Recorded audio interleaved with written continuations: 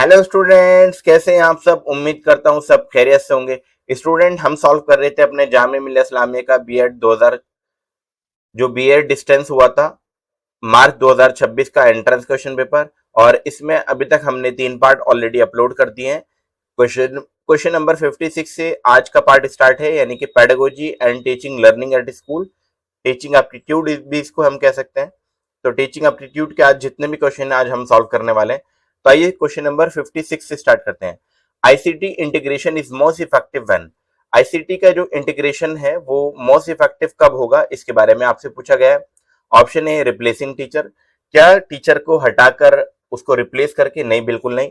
Supporting pedagogy या used occasionally या for entertainment. तो स्टूडेंट, इसका जो राइट ऑप्शन होगा ऑप्शन नंबर बी सही हो जाएगा। ये आपका सपोर्टिंग पेडागोजी के रूप में आईसीटी का इस्तेमाल हम करते हैं और उसी में मोस्ट इफेक्टिव होगा। अब आईसीटी की फुल फॉर्म आपसे पेपर में पूछी जा सकती है। आईसीटी की फुल फॉर्म होती है आपकी information communication technology. Information communication technology जो इंटीग्रेट करती है, हम उसको इसलिए पढ़ाते हैं ताकि पेडागोजी में वो हेल्प कर सके, सपोर्ट कर सके।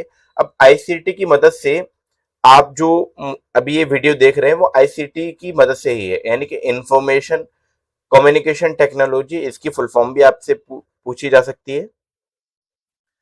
अभी आपने देखा होगा बहुत सारी यूट्यूब पर, इंस्टाग्राम पर एनिमेशंस वीडियोस आप देखते हैं, वो भी आईसीटी का ही पार्ट है। आप यूट्यूब पर कोई भी कंटेंट जो देख रहे हैं वो भी आपका आईसीटी का ही पार्ट है।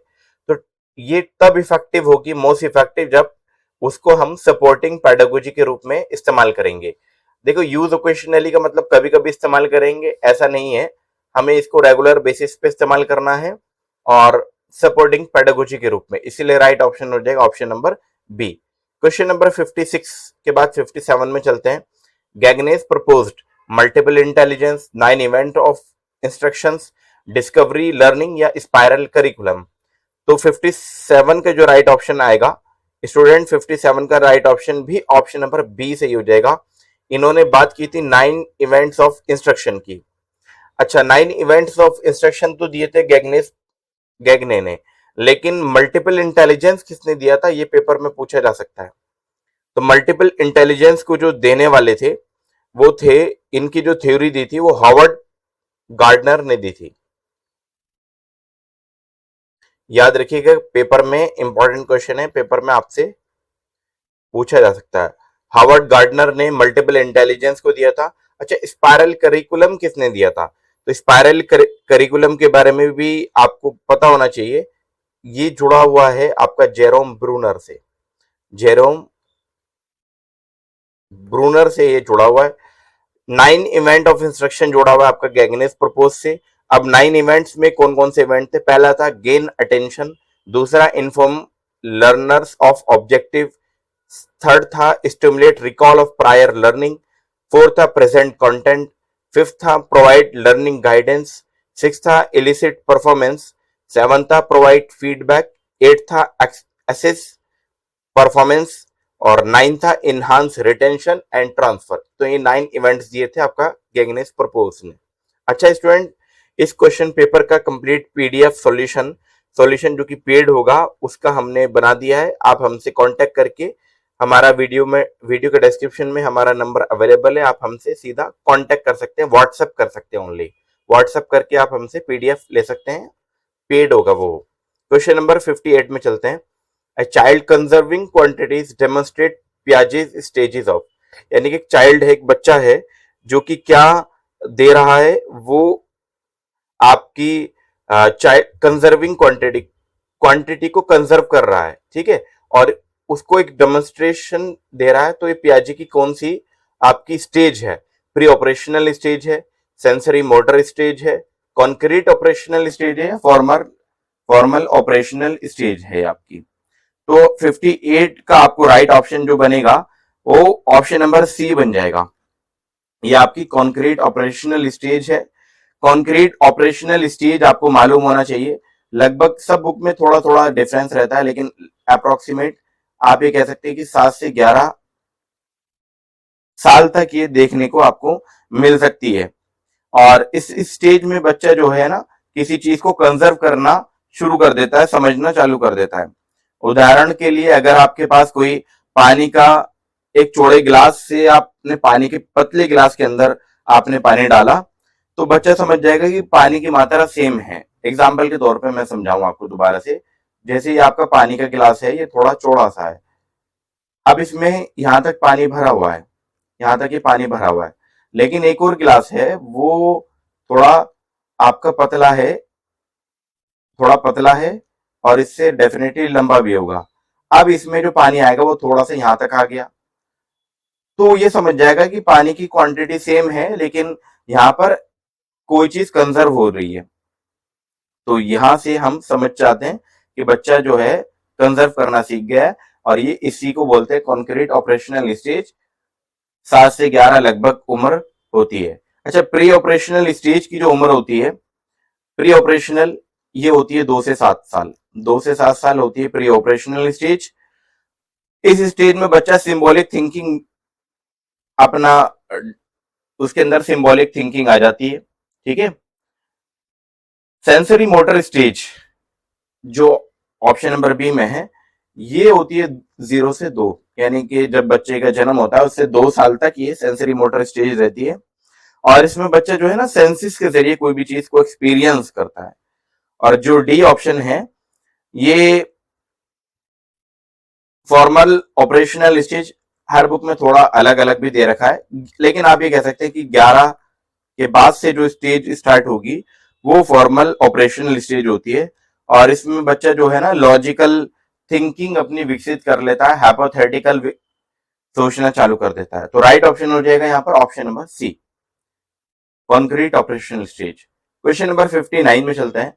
कोलैबोरेटिव लर्निंग इनहांसेस, आपका जो कोलैबोरेशन लर्निंग जो है, कोलैबोरेटिव लर्निंग, वो किस चीज को बढ़ावा देती है, इनहांस करती है? ऑप्शन ए कंपटीशन को, ऑप्शन बी आइसोलेशन को, ऑप्शन सी है सोशल स्किल को, या ऑप्शन डी है मेमोराइजेशन। तो अब 59 का जो राइट ऑप्शन है, ऑप्शन नंबर सी ही करेक्ट हो जाएगा। ऑप्शन नंबर सी का मतलब है सोशल स्किल्स को ये डेवलप करती है। अब जब भी हम कोई काम करते हैं, जब भी स्टूडेंट कोई ग्रुप में वर्क करते हैं, तो उनमें कम्युनिकेशन होता है, कोऑपरेशन उनके अंदर आ जाता है, शेयरिंग करते हैं वो किसी चीज की, एक दूसरे की बात सुनते हैं, इनकी लिसनिंग भी स्ट्रोंग हो जाती है, टीम वर्क करते हैं। और ये सारे के सारे सोशल स्किल्स का ही पार्ट है, सोशल स्किल्स ही डेवलप कर रहे हैं इसके जरिए। देखिए कंपटीशन डेवलप नहीं होगा, ठीक है, क्योंकि हम कोलैबोरेटिव लर्निंग के अंदर एक दूसरे के साथ मिलके सीख रहे हैं, तो कंपटीशन तो डेवलप होना ही नहीं है। ऑप्शन ए ऐसी इस तरह गलत हो जाता है। आइसोलेशन का मतलब यहाँ पे अलग करना होता है, तो हम कोलैबोरेटिव लर्निंग में सब बच्चों को एक साथ पढ़ा रहे हैं, जबकि आइसोलेट नहीं कर रहे हैं, तो ऑप्शन बी भी गलत हो जाता है। रेक्टिफिकेशन तो इसमें होता ही नहीं है, इसलिए ऑप्शन डी भी गलत हो जाएगा। क्वेश्चन नंबर अब 60 में चलते हैं स्टूडेंट। क्वेश्चन नंबर 60 में क्या कहा गया? A teacher provide scaffold and gradually withdraw support. This align with option A Piaget, option B Vygotsky, option C Skinner, option B, option D है थॉर्नडाइक। अब देखिए स्टूडेंट, ये कहा गया है कि एक टीचर जो है ना स्कैफोल्ड दे रहा है, तो स्कैफोल्डिंग का कॉन्सेप्ट आपसे पूछा गया है कि स्कैफोल्डिंग का जो कॉन्सेप्ट था वो किसने दिया था? तो ये दिया था आपके वाइगोट्स्की से। वाइगोट्स्की एक आपके फिलोसोफर रहे, उन्होंने ये आपका इसके फोल्डिंग का कॉन्सेप्ट दिया था। पियाजे ने क्या दिया था, ये आपके इंपॉर्टेंट हो जाता है। तो पियाजे का थ्योरी का नाम पूछा जा सकता है, जैसे आपसे ये पूछा गया। इन्होंने दिया था cognitive development theory, cognitive development theory दी थी आपकी पियाजे ने। ठीक है स्टूडेंट। और इसके बाद स्किनर ने क्या दिया था? इनका संबंध जो है, इन्होंने दिया था ऑपरेंट कंडीशन। ठीक है, अगर आपसे पूछा जाए कि ऑपरेंट कंडीशनिंग जो थ्योरी आई थी वो किसने दी थी, तो स्किनर राइट ऑप्शन हो जाएगा।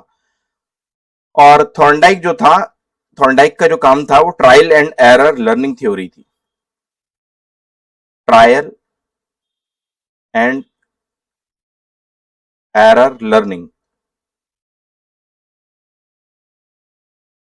Trial trial and error learning जो थ्योरी दी थी वो आपकी थॉर्नडाइक ने दी थी, और इन्होंने एक और दिया था लॉ ऑफ लर्निंग, ये भी याद रखिएगा,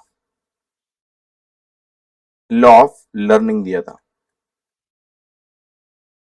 अगर आपको लॉ ऑफ लर्निंग के बारे में कुछ जानकारी है तो कमेंट बॉक्स में आप जरूर बताएं कि हाँ लॉ ऑफ लर्निंग इतने हैं और कितने टाइप के, तो वो कमेंट बॉक्स में आप जरूर बताएं। अब क्वेश्चन नंबर, अच्छा, वाइगोट्स्की ने इसके फोल्डिंग का कॉन्सेप्ट दिया था, साथ ही साथ एक और कॉन्सेप्ट दिया था, उसको मैं ब्लू पेन से लिख देता हूं, वो दिया था आपका ZPD, zone of proximal, zone of आपका जो दिया था ZPD, zone of proximal development, ठीक है, ये भी आपका दिया था वाइगोट्स्की ने। अब चलते हैं स्टूडेंट क्वेश्चन नंबर 61 की तरफ। एनसीएफ 2005 जो है एडवोकेट करता है टीचर एज अथॉरिटी। टीचर को क्या माना जाता है एनसीएफ 2005 के अकॉर्डिंग? अथॉरिटी माना जाता है, फैसिलिटेटर माना जाता है, एग्जामिनर माना जाता है, या सुपरवाइजर माना जाता है? तो ऑलरेडी इसका आंसर तो बहुत अच्छे से आपको मालूम होगा, ये फैसिलिटेटर माना जाता है। ऑप्शन नंबर बी सही हो जाएगा।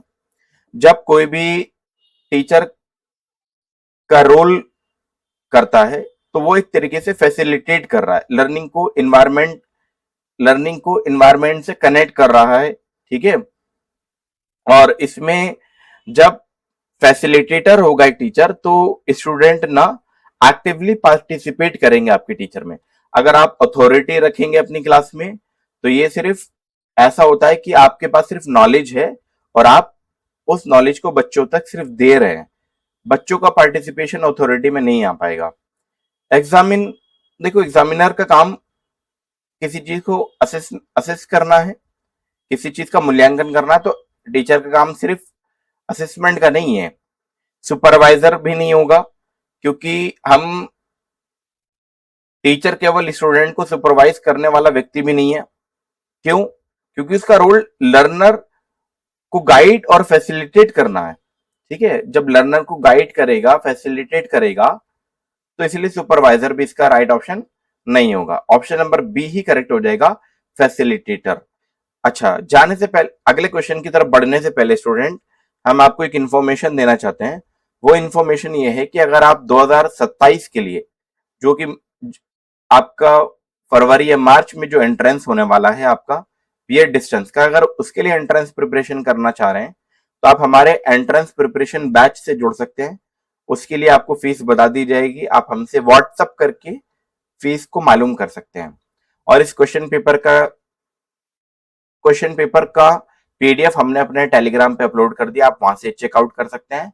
और अगर आपको कंप्लीट सॉल्यूशन पीडीएफ चाहिए तो वो पेड होगा, उसके लिए आप हमें व्हाट्सएप कर सकते हैं।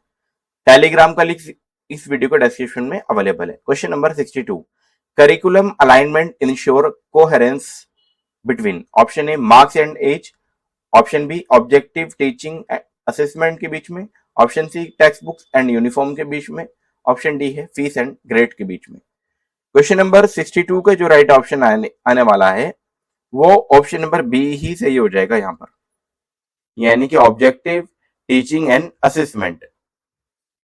अब क्यों होगा ये? क्योंकि करिकुलम का जो अलाइनमेंट है ऑब्जेक्टिव से, देखो ऑब्जेक्टिव क्या होगा, टीचिंग का जो ऑब्जेक्टिव आपने बनाया है, क्या पढ़ाना है आपको, क्या मकसद है आपका, ऑब्जेक्टिव आपको मालूम होना चाहिए।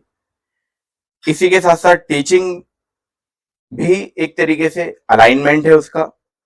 लर्निंग एक्टिविटीज जो है, असेसमेंट जो हो रहा है वो हम लर्निंग एक्टिविटीज के थ्रू भी करा सकते हैं, ठीक है। इसलिए करिकुलम अलाइनमेंट जो है वो राइट ऑप्शन आ जाएगा, option number B.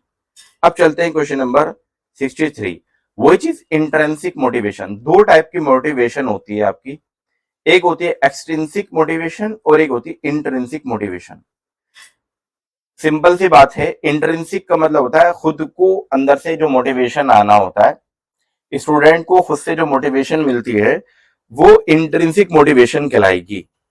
Extrinsic motivation कौन सी होगी? जो बाहर से हम देंगे, किसी को बच्चे को इनाम देकर, किसी बच्चे को डराकर, पेरेंटल प्रेशर देकर, ये सारे के सारे आपके एक्सट्रिंसिक मोटिवेशन का एग्जाम्पल हो जाएगा। इसीलिए राइट ऑप्शन जो बनेगा स्टूडेंट, इसका जो राइट ऑप्शन बनेगा ऑप्शन नंबर बी ही सही हो जाएगा यहाँ पर। क्यूरियोसिटी टू लर्न, यानी कि बच्चे को खुद से क्यूरियस है, बच्चा खुद से क्यूरियस है कि उसको सीखना है, ठीक है, और वो इंटरेस्ट ले रहा है सीखने में, तो ये इंट्रिंसिक मोटिवेशन है, उसको खुद से मोटिवेशन आ रहा है। अभी देखिए रिवार्ड फॉर मार्क्स, कि मार्क्स एक तरीके से मार्क्स के लिए पढ़ रहा है बच्चा, तो ये एक्सटर्नल रिवार्ड है, ये एक्सट्रिंसिक मोटिवेशन का पार्ट है। अगर पनिशमेंट मिल रही है, पनिशमेंट की वजह से पढ़ रहा है, ये भी एक्सट्रिंसिक, यानी कि बाहर के डर की वजह से पढ़ रहा है। इसी तरीके से पेरेंटल प्रेशर है, वो भी आपका एक्सट्रिंसिक मोटिवेशन होगा।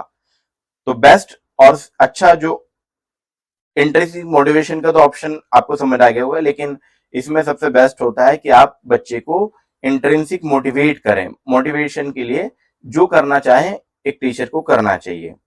अब चलते क्वेश्चन नंबर 64 में, Bloom revise taxonomy highest level is. जो ब्लूम रिवाइज टेक्सोनोमी जो थी उसका हाईएस्ट लेवल क्या था? एनालाइज था, इवेल्युएट था, क्रिएट था या अप्लाई था? अभी ब्लूम टेक्सोनोमी से क्वेश्चन आपसे पूछा गया, इसका जो राइट ऑप्शन आएगा ऑप्शन नंबर सी से ही आ जाएगा। ऑप्शन नंबर सी का मतलब क्रिएट जो है वो रिवाइज टेक्सोनोमी जो आई थी उसका हाईएस्ट लेवल आया था आपका ब्लूम्स का। राइट ऑप्शन ऑप्शन नंबर आपका सी। अब यहां पर ब्लूम टैक्सोनॉमी के बारे में भी आपको मालूम होना चाहिए, किस तरीके से रिवाइज आई थी। सबसे पहले आया था आपका रिमेंबर, रिमेंबर के बाद आपका आया था अंडरस्टैंडिंग, अंडरस्टैंडिंग के बाद आपका अप्लाई, और इसी को कह सकते हैं आप, या उसके बाद एनालाइज, ठीक है, एनालाइज के बाद आपका इवेल्युएट, और इवेल्युएट के बाद आपका आया था क्रिएट। तो लास्ट था, सबसे हाईएस्ट जो लेवल था वो आपका क्रिएट था, तो इसलिए राइट ऑप्शन आ जाएगा ऑप्शन नंबर आपका सी। अब चलते हैं क्वेश्चन नंबर 65 में, formative assessment primarily aims at. तो जो आपका फॉर्मेटिव असेसमेंट जो है, जिसको हम FA के नाम से जानते हैं, शॉर्ट में इसको FA कहा जाता है, आपको स्कूलों में फॉर्मेटिव असेसमेंट कराया जाता है। उसका मुख्य जो प्राइमरीली जो मकसद है वो क्या है? ग्रेड स्टूडेंट नहीं, ग्रेड स्टूडेंट करना ही FA नहीं है। रैंक लर्नर, क्रिएट कॉम्पिटेंस या इंप्रूव ऑनगोइंग लर्निंग। तो FA जो हम क्लास में करते हैं उसका जो मेन मकसद ही है आपकी क्लास को इंप्रूव करना, यानी कि जो लर्निंग जो चल रही है उसको कैसे हम इंप्रूव कर पाए, यही इसका मेन और अच्छा मकसद होता है। देखो ग्रेड स्टूडेंट, किसी स्टूडेंट को ग्रेड करना ये FA का काम नहीं है, SA का काम होता है। किसी चीज को रैंक देना ये भी ऐसे का काम होता है, यानी कि समेटिव असेसमेंट का काम होता है आपका। ग्रेड स्टूडेंट या रैंक लर्नर, ये सारा का सारा आपका ऐसे का काम है स्टूडेंट, ठीक है। और राइट ऑप्शन हो जाएगा ऑप्शन नंबर आपका D, improve on going learning, formative assessment. अब क्वेश्चन नंबर 66 में चलते हैं। स्टूडेंट एंशियस बिफोर एग्जाम में बेनिफिट फ्रॉम, यानी कि एक बच्चे को थोड़ी एंजाइटी है एग्जाम से पहले, उसको किस चीज से बेनिफिट मिल पाएगा? ऑप्शन ए पनिशमेंट से, option B counselling and coping strategy से, ऑप्शन सी है एक्स्ट्रा होमवर्क से या इग्नोरिंग इशू से। तो देखिए स्टूडेंट, इसमें ना आप फंस सकते थे, ये क्वेश्चन थोड़ा सा अलग तरीके से दिया गया था। तो जब भी एग्जाम से पहले काउंसलिंग अगर हम कर देना बच्चों की, ये बेस्ट सुटेबल ऑप्शन आएगा इसमें। और कॉपिंग स्ट्रेटेजीज के जरिए एक स्टूडेंट बेनिफिट उठा सकता है। पनिशमेंट तो सबसे बेकार ऑप्शन है इसमें, पनिशमेंट ही। एक्स्ट्रा होमवर्क देने से बच्चों के ऊपर और एक्स्ट्रा बर्डन बढ़ जाएगा, बच्चा एग्जाम से पहले और फियर में आ जाएगा, तो इसका सी भी गलत हो जाएगा। और बच्चे के जो इग्नोर, मतलब उसका जो मेन इश्यू है, उसको जो प्रॉब्लम आ रही है उसको इग्नोर भी हमें नहीं करना चाहिए, ये भी गलत ऑप्शन हो जाएगा। ऑप्शन जो करेक्ट आएगा वो ऑप्शन नंबर बी सही हो जाएगा, counselling and कॉपिंग strategies. Question number 67 में चलते हैं स्टूडेंट। अब आसान क्वेश्चन है। Our teacher observed that one student consistently avoid group activities and shows sign of low self-confidence despite adequate subject knowledge. Which approach best reflect inclusive and supportive classroom practices? यानी कि बच्चा है जिसको अपने subject की अच्छी knowledge है, लेकिन वो ना फिर भी ग्रुप एक्टिविटीज में पार्टिसिपेट नहीं कर पा रहा है। अब हमें बेस्ट ऑप्शन बताना है कि इंक्लूसिव कैसे बनाए, हम एक साथ सपोर्टिव क्लासरूम किस तरीके से बनाए, publicly highlighting student mistake to encourage improvement, कि भाई हम सभी बच्चों के सामने उसकी जो मिस्टेक्स हैं वो बता दे, ऐसा तो कभी नहीं करना चाहिए, ठीक है। ऑप्शन बी है assigning student leadership role without preparation, यानी कि बिना किसी प्रिपरेशन के, बिना किसी तैयारी के उसको लीडरशिप प्रोवाइड कर दे, उसको कोई रोल दे दे, उसको कोई काम दे दे, तो ऐसा भी नहीं करना चाहिए। Provide structure peer support and gradual participation opportunities, हाँ ये करना चाहिए कि हमें उसको जो है पीयर सपोर्ट देना चाहिए। पीयर सपोर्ट का मतलब जो हम साथी जो है, आपके क्लासमेट जो है, उनसे आपको सपोर्ट दिलाने की आवश्यकता है। जब पहले पीयर सपोर्ट दिया जाए, फिर स्टूडेंट को छोटे और मैनेजेबल ग्रुप एक्टिविटीज में पार्टिसिपेट कराया जाए, धीरे धीरे बच्चे का जो कॉन्फिडेंस है वो धीरे धीरे डेवलपमेंट स्टार्ट हो जाएगा और वो ग्रुप एक्टिविटीज में पार्टिसिपेट करना शुरू कर देगा। और इग्नोर तो कभी नहीं करना है, इग्नोर कभी नहीं करना, ताकि तो इग्नोरिंग का वर्ड तो नेगेटिव पहले से ही है, तो इसका ऑप्शन पहले ही गलत हो जाएगा। क्वेश्चन नंबर 68 में चलते हैं। कॉम्पिटेंसी बेस्ड एजुकेशन एम्फेसाइज, जो आपका कॉम्पिटेंसी बेस्ड एजुकेशन जो है वो किस चीज को एम्फेसाइज कर रहा है, किस चीज के ऊपर जोर दे रहा है? टाइम स्पेंड के ऊपर, कंटेंट कवरेज के ऊपर, मास्टरी ऑफ आउटकम्स में, या रोड मेमोरी के ऊपर? तो देखिए क्वेश्चन नंबर 68 का जो राइट ऑप्शन आएगा, मास्टरी ऑफ आउटकम्स पे एम्फेसाइज करता है competency based education. Time spend करना, इससे कोई मतलब नहीं है, ये इंपॉर्टेंट नहीं है कि स्टूडेंट कितने घंटे पढ़ाई कर रहा है, ठीक है। कंटेंट कवरेज, देखिए कंटेंट कवरेज भी एक पार्ट होता है, लेकिन ये एम्फेसाइज नहीं कर रहा है कॉम्पिटेंसी बेस्ड एजुकेशन। बच्चा कंटेंट कवरेज कर पा रहा है लेकिन उसको कुछ आ ही नहीं रहा, तो वो अपना आप में एक तरीके से बेकार है। हाँ, मास्टरी ऑफ आउटकम्स, जिस चीज में आप जो आउटकम्स आप पाना चाहते हैं उसमें वो मास्टरी हासिल कर ले, उसको पूरी अच्छी तरह समझ जाए, उसको अपने जीवन में उतार ले, यही इसका बेस्ट ऑप्शन है। रोड मेमोरी तो अपने आप में गलत हो जाता है। क्वेश्चन नंबर 69 में चलते हैं। Remedial teaching is based on, remedial जो टीचिंग हम कराते हैं वो किसके ऊपर बेस्ड होती है? स्टैंडर्डाइजेशन के ऊपर? नहीं, स्टैंडर्डाइजेशन के ऊपर तो नहीं होती। यूनिफॉर्म पेस के ऊपर, कि बच्चे की हर एक पेस होती है। देखो बच्चे की ना अलग अलग पेस होती है, इंडिविजुअल पेस होती है। स्टैंडर्डाइजेशन नहीं करना चाहिए हमें। स्टैंडर्डाइजेशन का मतलब हर एक का स्टैंडर्ड एक मानकर पढ़ाना, तो ये अपने आप में गलत है। हाँ, इंडिविजुअल डिफरेंसेस, आपको मालूम है हर एक बच्चा जो है वो उसके इंडिविजुअल डिफरेंसेस होते हैं। हर एक बच्चा अपने आप में यूनिक है, उसके अंदर अपने अपने इंडिविजुअल डिफरेंसेस होते हैं।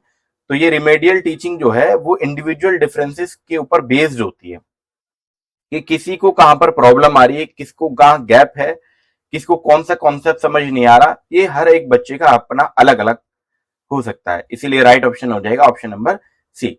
अब चलते हैं क्वेश्चन नंबर 70 की तरफ। Experiential learning cycle proposed by Kolb, Skinner, Thorndike या वॉटसन?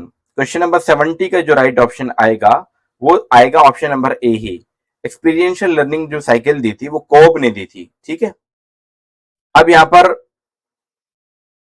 बाकी मैंने आपको बता ही दिया था, स्किनर ने आपका ऑपरेंट कंडीशन दिया था, थॉर्नडाइक ने भी बताया था मैंने आपको ट्रायल एंड एरर लर्निंग दिया था, और वॉटसन का जो ताल्लुक है ये आपका बिहेवियरिज्म से है। याद रखिएगा, इनका जो ताल्लुक है वो बिहेवियरिज्म से है वॉटसन का। अब चलते हैं क्वेश्चन नंबर 71 की तरफ। बंडूरा हाईलाइटेड, एल्बर्ट बंडूरा जो है उन्होंने किस चीज को हाईलाइट किया था? कंडीशनिंग, सोशल लर्निंग, मैच्योरेशन या इनसाइट? 71 का जो राइट ऑप्शन आएगा ऑप्शन नंबर बी से ही हो जाएगा, ऑप्शन नंबर बी, यानी कि सोशल लर्निंग। इसका ताल्लुक आपका एल्बर्ट बंडूरा से है। एल्बर्ट बंडूरा ने सोशल लर्निंग थ्योरी के अनुसार व्यक्तियों के दूसरे बिहेवियर को ऑब्जर्व करके मॉडल, मतलब बिहेवियर करके मॉडल करके सीख सकता है। तो इनका जो ताल्लुक है वो लर्निंग, सोशल लर्निंग से है। कंडीशनिंग का ताल्लुक मैंने भी आपको बताया था कि ये आपका कंडीशनिंग का ताल्लुक, आपका ऑपरेंट कंडीशनिंग का ताल्लुक स्किनर से था। ठीक है, इनसाइट लर्निंग किसने दी थी? इनसाइटफुल जो लर्निंग दी थी, इनसाइट लर्निंग, ये किसने दी थी? ये आप कमेंट बॉक्स में स्टूडेंट जरूर बताएं। बाकी हमने अपने पीडीएफ में कंप्लीट डिटेल सॉल्यूशन दिया हुआ है, आप हमसे बाय कर सकते हैं। Question number 72, inquiry based learning promotes. Inquiry जो बेस्ड लर्निंग है वो किस चीज को प्रमोट कर रही है? ऑप्शन ए मेमोराइजेशन को, ऑप्शन बी पैसिव लिसनिंग को, ऑप्शन सी आपका क्वेश्चनिंग एंड एक्सप्लोरेशन को, ऑप्शन डी है ड्रिल प्रैक्टिस को। तो 72 का जो स्टूडेंट राइट ऑप्शन आएगा, ऑप्शन नंबर आपका सी ही सही आ जाएगा, questioning and exploration. Inquiry based learning जो प्रमोट कर रही है वो क्वेश्चनिंग एंड एक्सप्लोरेशन को प्रमोट कर रही है। मेमोराइजेशन तो अपना अपनी गलत है। पैसिव लर्निंग में स्टूडेंट का कोई रोल नहीं होता, सिर्फ टीचर ही टीचर बोलता है, ये अपना आप में एक बहुत बड़ी समस्या है। ड्रिल प्रैक्टिस भी हो सकता था, लेकिन बेस्ट सुटेबल जो ड्रिल प्रैक्टिस में देखिए हम एक तरीके से रट्टा ही करा रहे हैं। ठीक है, ड्रिल प्रैक्टिस में क्या होता है कि हम बार बार रिपीट करा रहे, किसी चीज को बार बार रिपीट करा रहे कि हाँ भाई बार बार किसी चीज की प्रैक्टिस करो। लेकिन इंक्वायरी बेस्ड लर्निंग में हम क्वेश्चन पुट अप करते हैं, इंक्वायरी करते हैं और उसके बाद उसको एक्सप्लोर करते हैं। ठीक है, और फिर कोई कंक्लूजन तक हम पहुंचते हैं। अब चलते हैं क्वेश्चन नंबर 73 की तरफ। ए रूब्रिक इंश्योर्स, एक रूब्रिक किस चीज को इंश्योर करता है? तो सब्जेक्टिविटी को नहीं, ट्रांसपेरेंसी इन असेसमेंट। रूब्रिक जो होता है यही इसका राइट ऑप्शन है, ट्रांसपेरेंसी होता है असेसमेंट में। अब ये रूब्रिक पहले ये बताता है कि स्टूडेंट को वर्क कितने क्राइटेरिया और परफॉर्मेंस लेवल के आधार पर हम असिस कर रहे हैं, किस यानी कि मूल्यांकन कर रहे हैं। इसलिए क्या होता है, ये जो आपका असेसमेंट जो होता है ना वो ट्रांसपेरेंट होता है। देखो जब हम किसी बच्चे को किसी क्राइटेरिया के ऊपर जज करेंगे ना और सभी को इक्वली करेंगे तो ये रूब्रिक का पार्ट होगा और यही ट्रांसपेरेंसी प्रोवाइड करता है बच्चों को। Question number 74, inclusive education require. आपका इंक्लूसिव जो एजुकेशन जो है वो किस चीज को रिक्वायर करता है, किस चीज को उसकी जरूरत है? ऑप्शन है सेग्रीगेशन। देखो सेग्रीगेशन तो करना नहीं है, सेग्रीगेट करने का मतलब होता है अलग करना, ये अपने आप में गलत ऑप्शन है। यूनिफॉर्म टास्क, अब देखो अगर हम सभी बच्चों को एक जैसा टास्क क्लास में दे देंगे तो वो बच्चे जो अपने आप में कमजोर है, जिनको दिखाई नहीं दे रहा है, जिनको सुनाई नहीं दे रहा है, तो ये इंक्लूसिव एजुकेशन नहीं होगा क्योंकि सभी को एक ही तरीके का टास्क दिया जा रहा है। ये अपने आप में सबकी नीड के अकॉर्डिंग हम टास्क प्रोवाइड नहीं करेंगे तो इंक्लूसिव एजुकेशन नहीं हो पाएगा। हाँ, डिफरेंशिएटेड जो इंस्ट्रक्शन है ये इसका राइट ऑप्शन आ जाएगा, ऑप्शन नंबर डी। एक्सक्लूजन तो नहीं करना, कभी भी अलग नहीं करना। डिफरेंशिएटेड इंस्ट्रक्शन का क्या मतलब है? टीचर स्टूडेंट की डिफरेंट एबिलिटीज को और लर्निंग नीड के अकॉर्डिंग हम कंटेंट को प्रोवाइड करते हैं, इंस्ट्रक्शन देते हैं, एक्टिविटीज डिजाइन करते हैं, ठीक है, या सपोर्ट देते हैं। तो ये हर एक बच्चे का इंस्ट्रक्शन अलग अलग हो सकता है। तो इंक्लूसिव एजुकेशन का जहां पर जो बेस्ट ऑप्शन आएगा ऑप्शन नंबर सी सही आ जाएगा। क्वेश्चन नंबर 75 में चलते हैं। Constructivism suggest learners. जो आपका कंस्ट्रक्टिविज्म जो है वो किस चीज को सजेस्ट कर रहा है? Option A receive knowledge passively, option B construct knowledge actively, option C memorise facts, option D depend solely on teacher. तो स्टूडेंट 75 का जो राइट ऑप्शन आएगा ऑप्शन नंबर आपका बी ही सही हो जाएगा। कंस्ट्रक्टिविज्म का मतलब किसी चीज को बनाना, और यहां पर जब हम किसी चीज की नॉलेज को कंस्ट्रक्ट करेंगे, बनाएंगे, एक्टिवली पार्टिसिपेट करेंगे। पैसिवली तो देखो अपने आप में गलत हो जाएगा, मेमोराइजेशन भी, और ये टीचर के ऊपर ही डिपेंड करेगा, ऐसा नहीं है। कंस्ट्रक्शन में बच्चा खुद ही किसी चीज को बनाएगा या नॉलेज को कंस्ट्रक्ट करेगा। अब चलते हैं 76 में। हायर ऑर्डर थिंकिंग जो है किस चीज को इन्वॉल्व करती है? रिकॉल को, रिकॉग्निशन को, एप्लीकेशन एंड एनालिसिस को, या इमिटेशन को। तो 76 का राइट ऑप्शन जो है ऑप्शन नंबर सी ही सही हो जाएगा, एप्लीकेशन एंड एनालिसिस को। जब भी कोई चीज, जैसे कि आपको भी मालूम है सीबीएसई के अंदर हायर ऑर्डर थिंकिंग स्किल्स के क्वेश्चन पूछे जाते हैं, तो वो एक तरीके से एप्लीकेशन होते हैं, एप्लीकेशन बेस्ड होते हैं। एनालिसिस करना पड़ता है सोचकर, उसके ऊपर एप्लीकेशन, कौन सी एप्लीकेशन हमें कौन सा कॉन्सेप्ट लगाना है, किस चीज के बारे में यहाँ पूछा गया है वो लगाना होता है। रिकॉल करना हायर ऑर्डर थिंकिंग का पार्ट नहीं है। रिकॉग्निशन हो सकता है लेकिन बेस्ट सुटेबल ऑप्शन नहीं है। ठीक है, अब चलते हैं क्वेश्चन नंबर 77 की तरफ। Reinforcement theory is associated with, तो रेनफोर्समेंट थ्योरी सिंपल सा पूछा है, आपका स्किनर से रिलेटेड है, ऑप्शन नंबर बी। ब्रूनर, पियाजे और गैगने तीनों थ्योरी ऑलरेडी मैं ऊपर बता चुका हूं। अब चलते हैं क्वेश्चन नंबर 78 में। A lesson plan should begin with, एक लेसन प्लान को किस चीज से स्टार्ट करना चाहिए? असेसमेंट से? नहीं, असेसमेंट ऑब्जेक्टिव से, होमवर्क से या पनिशमेंट पॉलिसी से? तो 78 का जो स्टूडेंट राइट ऑप्शन आएगा वो ऑप्शन नंबर आपका बी ही सही आ जाएगा। एक लेसन प्लान जो है ना, ऑब्जेक्टिव, एक लेसन प्लान का बनाने का पीछे एक ऑब्जेक्टिव होना चाहिए, एक मकसद होना चाहिए कि स्टूडेंट क्या जानेंगे, लेसन कंप्लीट होने के बाद, टीचिंग कराने के बाद क्या समझेंगे और किस चीज को करने में, यानी कि अपनी प्रैक्टिकल लाइफ में किस तरीके से उसको इंप्लीमेंट करने में हेल्प करेंगे। ये इसका बेस्ट ऑप्शन आ जाएगा। अब बढ़ते हैं क्वेश्चन नंबर 79 की तरफ। After conducting a unit test, a teacher analyze item wise performance and find that 70% of student answered one particular question incorrectly, यानी कि 70% बच्चे ऐसे हैं जिसका एक क्वेश्चन का आंसर उन्होंने, मतलब किसी पर्टिकुलर कोई खास किस्म का क्वेश्चन होगा उसका आंसर बच्चों ने 70% बच्चों ने गलत दिया है। What is the most pedagogical appropriate next step, तो हमारा नेक्स्ट स्टेप क्या होगा भाई? हमारा नेक्स्ट स्टेप ये होगा कि अगर देखो ज्यादातर बच्चे अगर आंसर नहीं कर पा रहे, इसका मतलब ये है कि उनको कॉन्सेप्ट समझ नहीं आया, और जब कॉन्सेप्ट समझ नहीं आएगा तो हम क्या करेंगे? रीटीचिंग करेंगे अपनी क्लास की। Reteaching, option number C, reteaching the concept using an alternative strategy and provide correct feedback, ये करेंगे। यानी कि हम अपने कंटेंट को, अपने सब्जेक्ट नॉलेज को दोबारा से देने की कोशिश करेंगे, अलग वे में, मेथड चेंज करके या अलग एग्जाम्पल के जरिए। ठीक है, अब चलते क्वेश्चन नंबर 80 की तरफ स्टूडेंट, और वीडियो का लास्ट क्वेश्चन है ये। डायग्नोस्टिक असेसमेंट हेल्प इन, तो डायग्नोस्टिक असेसमेंट जो है किस चीज में हेल्प करता है, ये आपसे पूछा गया था।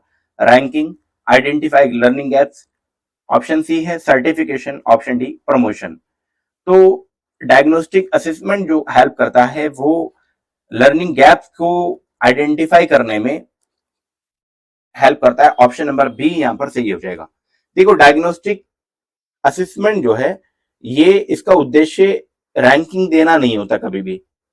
रैंकिंग तो हम आपका समेटिव असेसमेंट में देते हैं एसए के जरिए, तो ऑप्शन ए तो इसलिए गलत हो जाएगा। सर्टिफिकेशन भी नहीं देते, ठीक है, प्रमोशन के लिए भी नहीं देते। तो डायग्नोस्टिक असेसमेंट में हमें ये करना होता है कि हमें ना स्टूडेंट को कहाँ प्रॉब्लम आ रही है, कहाँ डिफिकल्टी आ रही है, कौन सी स्किल उसकी कमजोर है और कौन सा कॉन्सेप्ट उसको समझ नहीं आया, इसके बारे में हमें पता लगाना होता है। इसीलिए इसका बेस्ट ऑप्शन और करेक्ट ऑप्शन आ जाएगा option number B, identify learning gaps. तो स्टूडेंट, आज की इस वीडियो में हम इतना ही रखेंगे। अगले पार्ट में हम मैथमेटिक्स के, यानी कि टीचिंग सब्जेक्ट जो आपको कोई एक सेलेक्ट करना था, उसके 20 क्वेश्चन को सॉल्व करेंगे। अगर आप चैनल पर पहली बार विजिट कर रहे हैं तो चैनल को जरूर सब्सक्राइब करके जाएं। अगर आपको 2027 के लिए एंट्रेंस प्रिपरेशन करनी है तो हमारे चैनल के साथ आप जुड़ सकते हैं। कॉन्टैक्ट नंबर, हमारा व्हाट्सएप नंबर इस वीडियो के डिस्क्रिप्शन में अवेलेबल है। जाने से पहले आप वीडियो लाइक करके जाएं और अपने दोस्तों में शेयर करें जो जामिया से बीएड डिस्टेंस करना चाहते हैं। वीडियो में लगातार बने रहने के लिए स्टूडेंट आपका बहुत बहुत शुक्रिया।